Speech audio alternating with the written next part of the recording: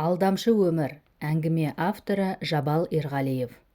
Бір күн, шіркін-ай, тым болмаса бір күнге сауығып, екі аяғымды тік басып жүріп кетер медім. Сырқаты әбден меңдеп, жаны да тәні де қиналып жатқан Жылқайдардың осы бір ойдан мазасы кетіп-ақ болды. Өз ауруының сырын біле тұра, Тәңірінен бір күнге айықтыруды несіне тілеп жатыр. Сол Тәңірі тілеуін бере қалса, сол бір күннің ішінде бұл не бітіріп, не қоймақшы. Қу тіршіліктің соңынан еріп, өз ғұмырының қалай өтіп кеткенін де байқамапты. Өмір бойы аңсап, сол үшін жанын жеп, беттің арын белге түйіп алып, өзінен дәрежесі үлкендердің алдында иіле жүріп, түбінде маған осы кедергі жасар-ау дегендердің обал сауабына қарамай, қабырғасын қақыратып, жолынан сырып тастай отырып, биік бір мансапқа қолы енді жеткені сол еді. Тәңірі бір-ақ күнде аурухана төсегіне алып ұрды. Сайраны мол дәуренді күндерінің бар қызығы тап қазір сырқат жанын тыныштандыра алар емес. Бірдей бір мекемені басқара жүріп, алшаңдай басып, кең көсіле сөйлеп, өз қарауындағыларды ашса алақанында, жұмса жұдырығында ұстап-ақ бақты. Обалы нешік, бұл не айтса да, жықа сіздікі дұрыс деуден басқа сөз айтуды білмеген өз қарауындағыларға бұл өлер шағында не айтсын енді? Жықа-жықалап өткен сол мұңдардың бірде-бірі көңілін сұрап келіп кетуге жарамады-ау. Тәйір-ай, бәрі де өз тіршілігіңде екен ғой. Аяғыңнан жүріп, қолыңда билігің болса, бәрі де маңайыңа үйіріліп, түшкіріп қалсаң да бірге түшкіріп, жарамсақтанған соларды да бұл азаматтар деп жүрді-ау. Бетіне келмей, өзіне қарсы сөз айтпағандардың бәрін досы санап келгендігі үшін өзін-өзі тұңғыш рет кінәлап жатыр тап қазір. Бірінің үстінен бірі өсек айтып, кімнің қалай сөйлеп отырғандығын өзіне жеткізіп отырған сол кездегі адал достарынан да жиіркенгендей еді. Жылқайдар ауыр күрсінді. Қарлыққан даусы жарықшақтанып ышқына шықты білем. Бас жағында отырған әйелі Раушан селк ете түсті. Не болды? Шыдай тұршы, дәрігер шақырайын ба? Деп телефон құлағын қолына ала беріп еді Жылқайдар. Жоқ, әуре болмашы, қажет емес дегенді үзіп-үзіп әрең айтты. Маған тәкеңді шақыртып беріңдерші. Жылқайдардың мына сөзін естіген Раушан үндей алмай қалды. Өзі әрең сөйлеп, жаны азапталып жатқанда тәкеңді қайтпекші екен. Жықау, деді Раушан өзінің бұрынғы назды үніне басып. Тәкеңді қайтпекшісің, онымен сөйлесуге әлің де келмес бүгін. Әбден сауыққан соң барып сөйлеспеймісің онымен? Әйелінің бұл айтқандары санасына еміс-еміс кіріп жатқан Жылқайдар жұмулы көзін ашты. Күшін жинап, тәкеңді қайтсе де бүгін шақыртып беру керектігін айтты. Ертең кеш болуы мүмкін. Сол тәкеңнен кешірім сұрау үшін Тәңірімнен бір күнге сауықтыра тұруды тілеп жатырмын дегенді Жылқайдар бас жағында жыламсырап отырған әйеліне жаны қинала әзер айтып шықты. Ет жүрегін езіп, кеудесін қысқан өксігін сыртқа шығара алмай булыққан Раушан келесі бөлмеге өтіп, анықтамалықтан тәкен жұмыс істейтін мекеменің телефон нөмірін тауып алды. Ойын жинақтап, қоңырау шалып көріп еді. Бір ер адам күрілдеуік дауыспен: «Тәкен жоқ, ол тапсырмамен жол жүріп кеткен» деп сөзді бір-ақ үзді. Қолындағы телефон құлағын өз орнына қояр қоймасын білмей, аңырайып тұрып қалған Раушан қарсы алдындағы үлкен терезе әйнегінен далаға көз салды. Тіршілік сан құбылып жатыр. Есік алдындағы ақ қайыңдар бүршік жарып, балапан жапырақтар қаулап келеді. Төгілте не бір әнге салған құстар үні де айнала тіршіліктің қайғы-уайымы жоқтай әсер етерін қайтерсің. Базары да, ажалы да көп дүние-ай шіркін. Есін жиып, көңіл толқынысын басқан Раушан сырқат жатқан бөлмеге қайыра келіп енгенде, Жылқайдар сәл-пәл тыныс алып жатқандай болып еді. Көзі жұмулы болғанымен, көңілі, санасы ояу Жылқайдар бас жағына келіп отырған жарынан еш нәрсе сұрамады. Тәкенге телефон жалып, іздестіріп жатқандығын көңіл түйсігімен сезгені барды.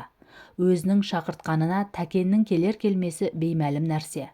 Келсе өзінің осы бір азаматқа кезінде нақақтан нақақ қиянат жасағандығын айтар еді. Ғапулық өтініп, бақылдасар еді.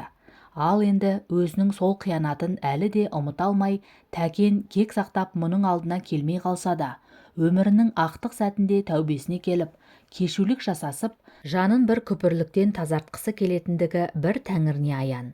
Бұл да Тәңірінің бір пендесі ғой. Сүрінбейтін тұяқ, жаңылмайтын жақ жоқ дегендей, өз ғұмырында қателік жіберіп алмаған адам баласы жоғау сірәді.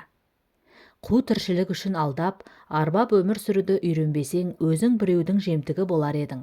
Адал, әділ боламын, турасын айтамын дегендердің талайы тайып жығылып, мансаптың тұғырына қайра шыға алмады. Ал бұл тайып жығылғысы келмеді.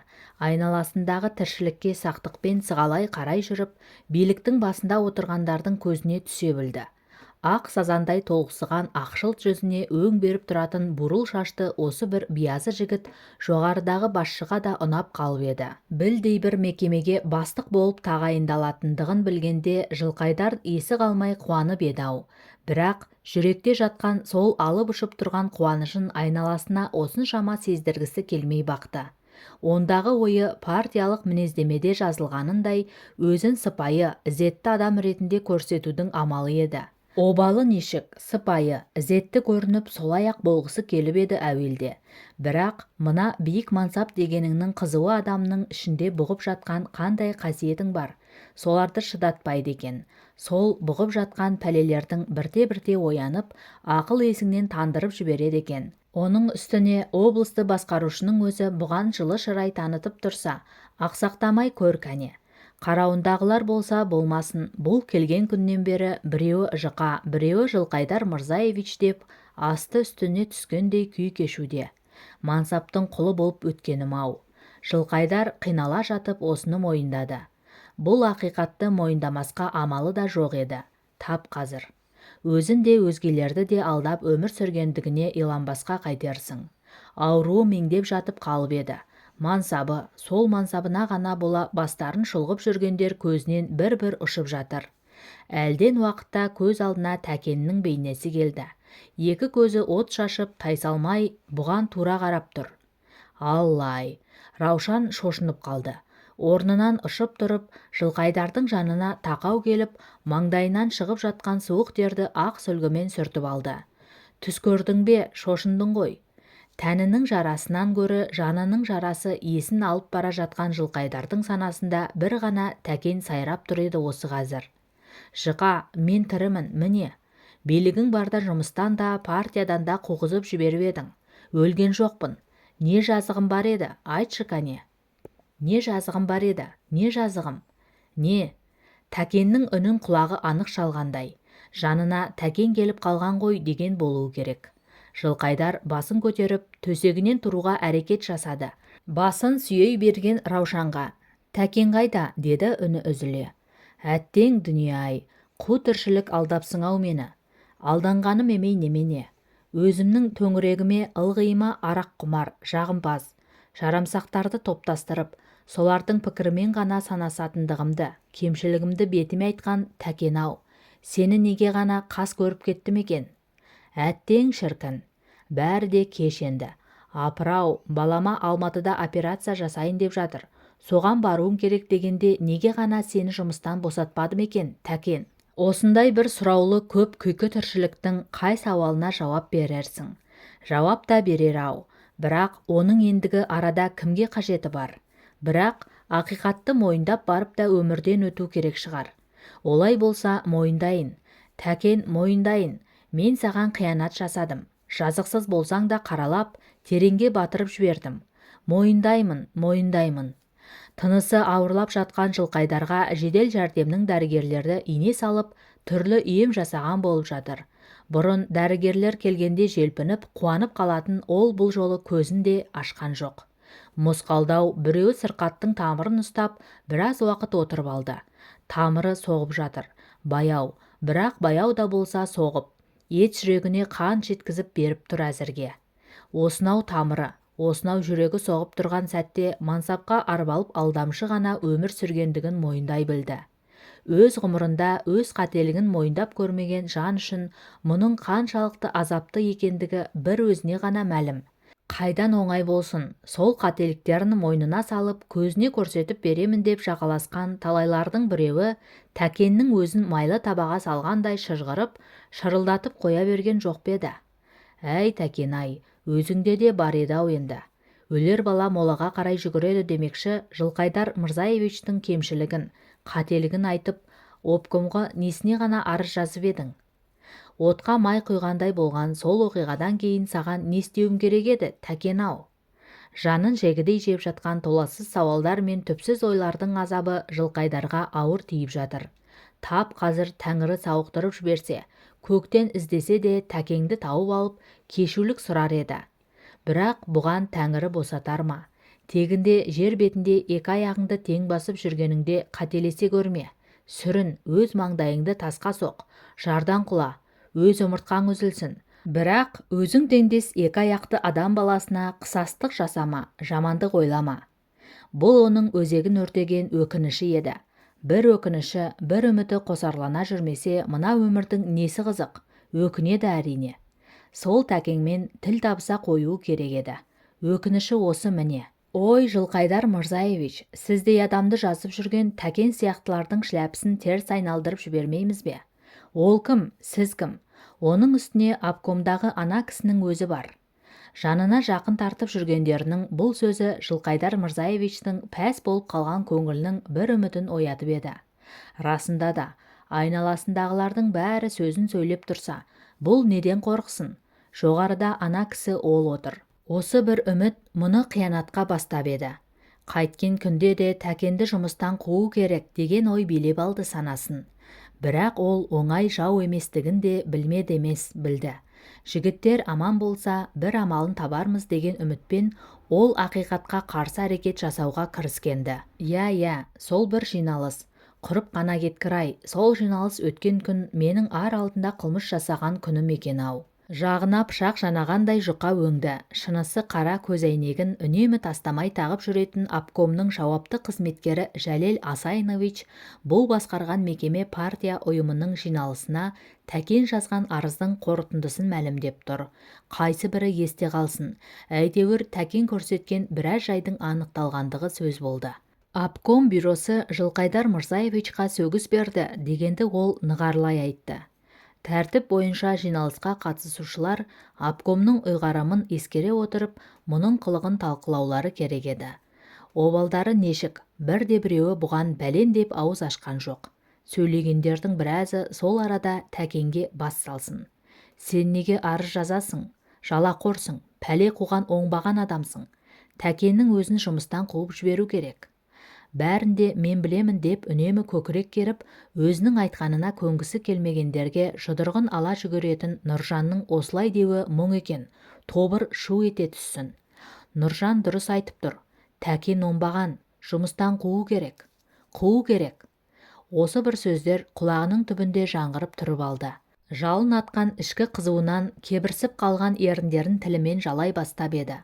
Шөліркегенін сезе қалған Раушан шай қасықпен аузына су тамызды. Бір тамшы судан бойын жеңіл сезінгендей болды. Көзін ашып еді, үй ішіне күн сәулесі төгіліп тұр екен. Қарсы алдындағы үлкен әйнектен тылсым әлемге көз салып еді. Не сиқыры бар екенін кім білсін. Қарсы алдына тағы да Тәкеннің елесі келіп тұра қалды. Не жазығым бар еді, не жазығым. Санасын тағы да Тәкеннің үні билей жөнелді. Ағайындар-ау, не жазығым бар? Жылқайдар Мырзаевичқа мен ешбір жала жапқан жоқпын. Жазған мәселелерімнің бәрі де анықталды ғой, солай емес пе? Жәлел Асайнович, деп Тәкен осы арада обком қызметкерін пана тұта сөйлеп еді. Онысы төмен қараған күйінде үндемей отырып қалды. Нұржанның мені атарға оғы болмай жүргендігінің себебін бәріңіз де білесіздер, деп шырылдап тұр Тәкен. Өйткені оның бірнеше рет мас күйінде айықтырғышқа түскендігі жөніндегі анықтаманы осы сіздерге мен өз басым талай әкеліп бергенмін де. Бірақ партия ұйымы, одан қалды сіздер бұдан ешбір қорытынды жасамап едіңіздер. Енді міне, сол Нұржан маған үкім айтып тұр. Қуу керек деп. Не жазығым бар еді, не жазығым. Күш-қуаты әлсірей бастаған осы сәтте екі құлағының түбінен жарыса естіліп, жаңғыра қалған осы екі ауыз сөз Жылқайдардың тынысын тарылтқандай болды. Шіркін-ай, адалын айтып, екеуін табыстырып жіберетін бір азаматтың болмаған-ай сол сәтте. Тәкенді бұған, мұны Тәкенге шағыстырып, бірімен бірін шабыстырып қойған сол, сонау бір күндерден ұтылған екеуі ғана болып шықты ақыры. Қалған жұрттың несі кетті? Сөзімді сөйлеп, Дұшпанымды табаныма басып бергендердің талайларының қызметтерін жоғарылатып, жақсылықтарына бұл да жақсылық жасап еді. Сол сеніп, сүйенгендерінің біразы кейіннен тойда отырып жаман бір жел шығарып алған қыздың кебін киді. Бір күн, шіркін-ай, тым болмаса бір күнге сауығып, екі аяғымды тік басып жүріп кетер медім. Жылқайдардың санасына сыналай кіріп, әбден орнығып алған осы бір ой оның өмір деп соққан жүрегін бейуақ іңірдің қара көлеңкелі шағында талықсыта берді. Әңгіменің соңы. Авторы Жабал Ерғалиев. Арнамды қолдап тіркеліп, лайк басып, достарыңызбен бөлісе отырыңыздар.